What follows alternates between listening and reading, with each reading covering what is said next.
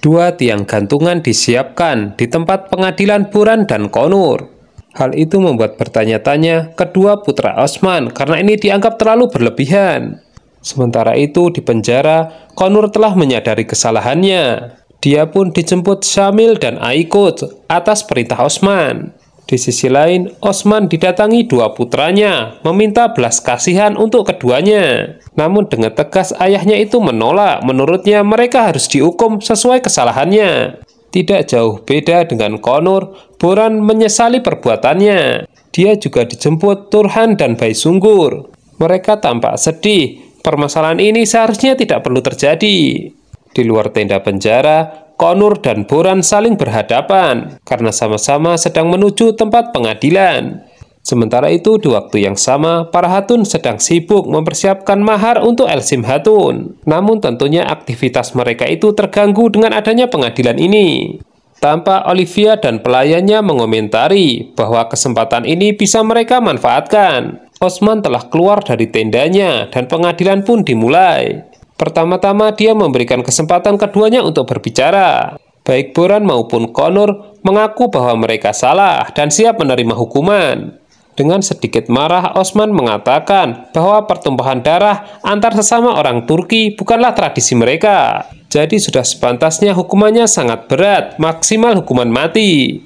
Namun Osman kemudian menambahkan bahwa hukuman mati tidak pantas untuk mereka. Sebab bagaimanapun juga mereka telah berjasa, bahkan menumbalkan nyawanya. Osman akhirnya memutuskan mencopot jabatan keduanya dan mereka akan diasingkan. Kepala prajurit akan diserahkan kepada Orhan. Sedangkan yang menjadi pendamping Osman adalah Cerkutai. Solgur datang membawa kabar bahwa Imren Tekin telah mengetahui posisi Katalan di tanah mereka.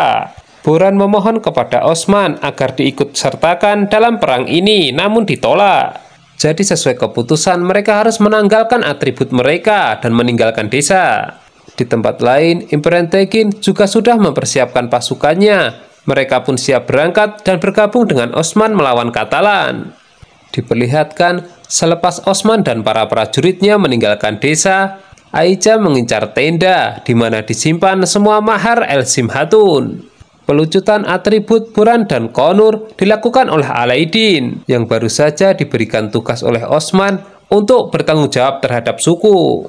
Konur berpamitan terlebih dahulu, semua rakyat meneriakkan namanya merasa kehilangan. Selanjutnya disusul Boran, namun sebelum itu ia memberitahu Bala Hatun bahwa apapun yang terjadi, ia akan tetap melayani Osman. Aicha memasuki tenda karena akan membakar semua mahar Elsim Hatun. Namun tepat sebelum itu, kambing Gazi memasuki tenda, sehingga Gazi memasukinya. Dari arah belakang, Aicha memukul kepala Gazi hingga pingsan, lalu kemudian membakar tenda itu. Semenjak terkena racun, Aicha sikapnya berubah. Ia tidak menyetujui pernikahan Elsim Hatun dengan Orhan. Imren Tekin dan Osman bertemu di persimpangan jalan. Tak ingin menunda-nunda waktu, masing-masing dari mereka mengirimkan pasukan untuk mengepung rombongan Katalan. Di sisi lain, Kanyumas mendatangi Atranos dan bertemu dengan Benyamin. Selain ingin bertemu dengan anak dan istrinya, ia membawa informasi bahwa dalam waktu dekat, Mehmed dan Aladdin akan menyerang Utspasar. Mendengar itu, Benyamin langsung sadar bahwa Osman berkhianat. Gazi telah sadar dan mendapati dirinya di dalam kobaran api. Ia pun berteriak. Dan Elsim Hatun yang berada di luar pun mendengar teriakan itu dan segera mengambil tindakan penyelamatan. Kain selimut yang dijemur ia kemudian basahi. Ia gunakan masuk dan menyelamatkan Gazi. Para penduduk desa berangsur-angsur berkerumun untuk membantu Elsim Hatun. Dalam situasi seperti ini, Aicha justru mempertanyakan bagaimana nasib mahar Elsim Hatun karena merupakan peninggalan ibunya. Di situ Elsim Hatun menegaskan bahwa nyawa Gazi lebih penting dibandingkan apapun. Mendengar itu, Malhun Hatun begitu bangga kepadanya. Daniel diperintahkan Imren Tekin membawa komandan Katalan ke hadapannya. Bukannya disambut sebagai tamu, komandan itu justru dilempar ke Osman. Dan tanpa kompromi, ajakan pertempuran pun diteriakkan. Sama halnya di tempat lain, pasukan yang dipimpin Orhan membuat jebakan. Osman tidak ingin memberikan kesempatan Imren Tekin berbicara dengan komandan Katalan. Untuk itu ia segera menggorok leher komandan Katalan tersebut. Singkat cerita, semua prajurit Katalan berhasil dihabisi. Sementara itu, meskipun telah diasingkan, baik Boran maupun Konur pergi ke pasar untuk membeli kuda maupun senjata. Dari situ kita tahu jika mereka tidak akan pernah berhenti berjuang. Secara khusus, Imran Tekin memuji Orhan bahwa dia mirip dengan ayahnya dan masih keturunan Ali Seljuk. Dia lagi-lagi menawarkan kepada Osman untuk sumpah setia kepadanya. Namun Osman justru menawarkan balik kepada Imran Tekin karena dirinya adalah keturunan Ertugrul Gazi. Orhan dan pasukan Imran Tekin pergi untuk melaksanakan tugas yang lain. Tiba-tiba Benyamin datang menginformasikan kepada Imran Tekin ucapan Kanyumas. Di tempat lain, dengan mengenakan cadar, Holovira berjalan-jalan di pasar ditemani Kismet. Di saat yang sama ia melihat Malhun Hatun berjalan-jalan dengan Elsim Hatun. Imran Tekin marah besar mengetahui kenyataan ditipu Osman. Sebaliknya Osman sendiri juga sudah menunggu bahwa permainannya akan dibaca. Kalau terbongkarnya sekarang itu sudah terlambat, pasukan Katalan telah habis. Meskipun begitu, Osman dan Cerkutai tetap dalam bahaya besar karena dikepung pasukan Salib. Kebersamaan Malhun Hatun dengan calon menantunya begitu intens. Hal itu membuat keduanya saling mengenal satu sama lain. Bahkan mulai sekarang, Malhun Hatun menyuruh Elsim Hatun memanggilnya ibu. Holovira hanya bisa menyaksikan kebersamaan mereka ini dari tempat persembunyian. Osman bersama Cerkutai terus berlari menghindari tentara Salib. Pada suatu waktu, mereka bahu-membahu membuat jebakan peledak. Begitu rombongan Imran Tekin yang mengejarnya datang, langsung peledak itu diledakkan. Sayangnya Imran Tekin selamat dan justru semakin marah untuk menghabisi Osman. Gazi begitu nyaman ketika tidur di pangkuan Gonca. Dia lalu menceritakan kronologi kebakaran, bahwa seseorang telah memukul kepalanya bagian belakang, lalu ia tidak ingat kenapa tiba-tiba terjadi kebakaran. Dari cerita Gazi ini, orang-orang menyimpulkan bahwa kebakaran itu disengaja. Kini giliran Orhan dan kawan-kawan harus menghadapi tentara Imran Tekin setelah rekan mereka datang memberitahu bahwa Osman berkhianat. Sementara itu di tempat lain tentara Osman ada yang terluka. Akhirnya Osman menyuruh Cerkutai membawa prajurit itu dan mereka pun berpencar. Kembali ke pertempuran Orhan, diam-diam Mehmet memperhatikan pertempuran mereka. Namun setelah mengetahui pasukan Orhan terdesak, ia baru muncul untuk membantu. Sekarang menjadi jelas bahwa Mehmet bukanlah pengkhianat. Hanya saja ia masih memiliki sedikit dendam kepada Osman dan keluarganya. Osman terus berjuang untuk melindungi dirinya sendiri. Sedangkan malang bagi rombongan Cerkutai yang disergap oleh Imran Tekin. Dia tidak diberi ruang untuk kabur, bahkan harus terluka oleh belati Imran Tekin. Untungnya ia dibiarkan begitu saja setelah Imran Tekin mengetahui posisi Osman. Aladin diperingatkan Fatma agar melupakan Gonca. Namun kakaknya itu tidak mau dengar, ia tidak mau menyerah. Setelah itu Gonca lewat, Aladin menghampirinya. Dia mengungkapkan keseriusannya bahwa mereka bisa melewati kesulitan bersama. Gonca sempat menyerah, namun Aladin berjanji akan berbicara dengan ayahnya dan Yakube. Dia menyuruh Gonca yakin dengan langkahnya ini. Kali ini Gonca tidak bisa menolak. Ia tidak bisa membohongi hatinya bahwa juga mencintai Aladin. Mereka pun sepakat untuk memperjuangkan cinta mereka lagi. Sementara itu Osman hanya bisa tertawa ketika disergap Imran Tekin, sebab ia merasa tidak pernah takut mati ketika menghadapi kafir. Anak buah Imran Tekin maju, tentu saja mereka bukan tandingan Osman.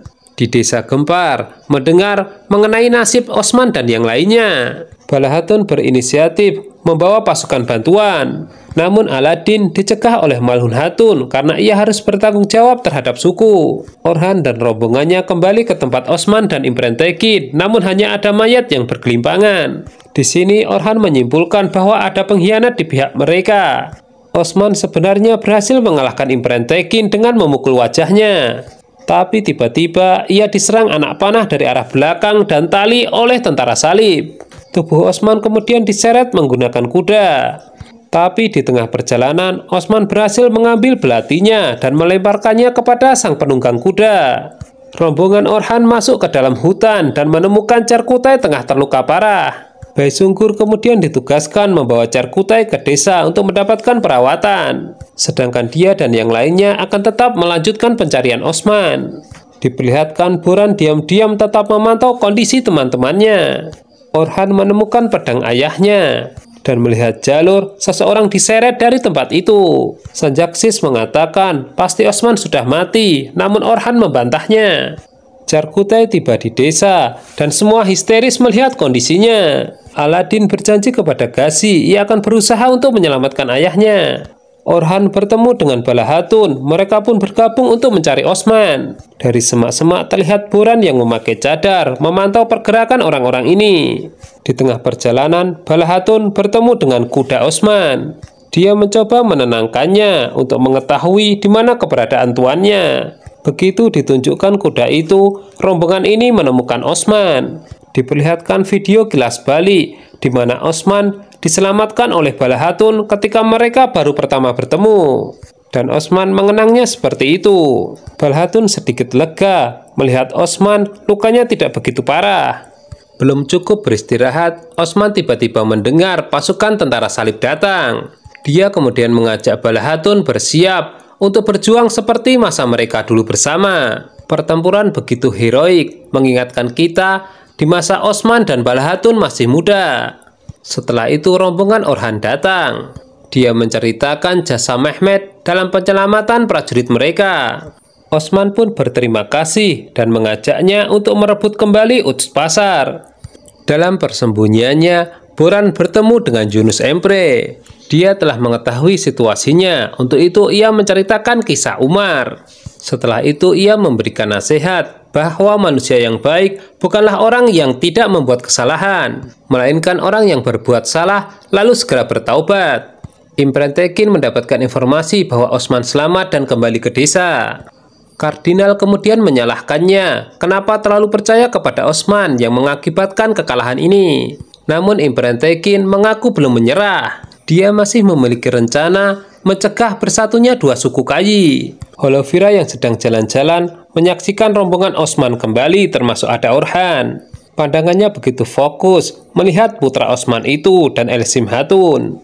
Semua bersyukur Osman kembali dalam keadaan selamat. Aladin juga menjelaskan kondisi Charkutai yang kemungkinan akan membaik. Sepintas tanpa sengaja Orhan melihat Holovira lalu mengejarnya. Terjadilah percakapan yang mengacu bahwa hubungan mereka telah selesai. Keduanya sama-sama sudah menerima dengan takdir ini. Namun Orhan mengatakan jika kelak mereka berjodoh, maka takdir itu pasti akan terbuka. Holovira hanya tersenyum dengan mengatakan bahwa Elsim Hatun merupakan gadis baik. Orhan tidak boleh menyia-nyiakannya. Ketika Holovira akan pergi, ia dipergoki oleh Gonca. Terpaksa dia harus menceritakan yang sebenarnya, namun harus di tempat aman. Di sebuah penginapan, Konur menunggu berbuka puasa. Utusan Imren Tekin datang dan mengajaknya bergabung karena mereka sama-sama keturunan Ali Seljuk. Disinilah sikap tegas Konur ditunjukkan dengan menggorok leher utusan itu. Kembali ke desa, Osman dan keluarganya sedang berbuka puasa. Pembicaraan kemudian mengarah kepada pernikahan Orhan dan Elsim Hatun, namun setelah Utspasar jatuh ke tangan mereka. Ketika Charkutai siuman, ia melihat istrinya tertidur di sampingnya. Dia lalu berpura-pura mengigau, menyebut nama wanita lain. Tentu saja itu membuat istrinya marah, namun Charkutai kemudian mengatakan jika dia hanya bercanda. Mendengar itu istrinya kemudian berniat untuk membunuhnya beneran. Yunus Empre dan para darwis tiba di desa. Mereka bersama-sama akan melakukan istighosah, berdoa memohon perlindungan dan kemenangan. Berhubung ini juga bulan Ramadan. Namun situasi ini dimanfaatkan Olivia dan pelayannya untuk kabur. Sebelum itu Aicha mendatangi mereka dan menawarkan kerjasama. Tentu Olivia menolak dan kemudian menggorok leher Aicha. Olivia menganggap ini adalah balasan atas kematian Holovira. Istighosah berlangsung hingga larut malam, hingga tidak menyadari kepergian Olivia. Orhan masuk ke kamar Elsim Hatun untuk memuji aksi heroiknya menyelamatkan Gazi dari kebakaran. Tak lama dari itu, Hasan baru mengabarkan bahwa Olivia dan pelayannya kabur. Namun salah seorang prajurit mereka sudah membuntutinya. El Simhatun kemudian memohon kepada Orhan untuk diikutkan dalam misi ini. Imran Tekin menyergap rombongan Gunduz B di perbatasan Kite. Gunduz B sempat melakukan perlawanan, namun tentu saja ia bukanlah lawan Imran Tekin. Alhasil, ia hanya disandra dan bukan dibunuh. Kembali ke desa, Osman memaparkan rencana untuk menyerang Uts Pasar. Melalui Gonca, mereka mengetahui titik lemah lokasi itu. Osman memerintahkan Gonca untuk menginformasikan ini kepada Mehmet. Dalam perjalanan pencarian Olivia, Orhan dan El Simhatun tampak sudah akrab. Itu menandakan mereka telah siap untuk menikah tanpa ragu lagi. Mereka tiba di lokasi pelarian Olivia, namun mereka harus melanjutkan perjalanan dengan berjalan kaki. Olivia tanpa sadar menunjukkan lorong rahasia menuju Atranos. Di situ Orhan mengatakan bahwa permainan Olivia akan membuatnya kehilangan kastil. Namun setelah itu mereka menyaksikan sesuatu yang mengejutkan, di mana Gunduz B disandra Imran Tekin dan dibawa ke Atranos. El Simhatun sudah gatal untuk menolong ayahnya, namun dicegah oleh Orhan. Di sisi lain, utusan Imran Tekin mendatangi Osman, memberitahukan bahwa Gunduz B disandra oleh Imran Tekin dan dia ditunggu di Atranos. Osman yakin jika Imran Tekin ingin dirinya sumpah setia kepadanya. Nah, apa prediksi kalian dengan apa yang akan terjadi selanjutnya?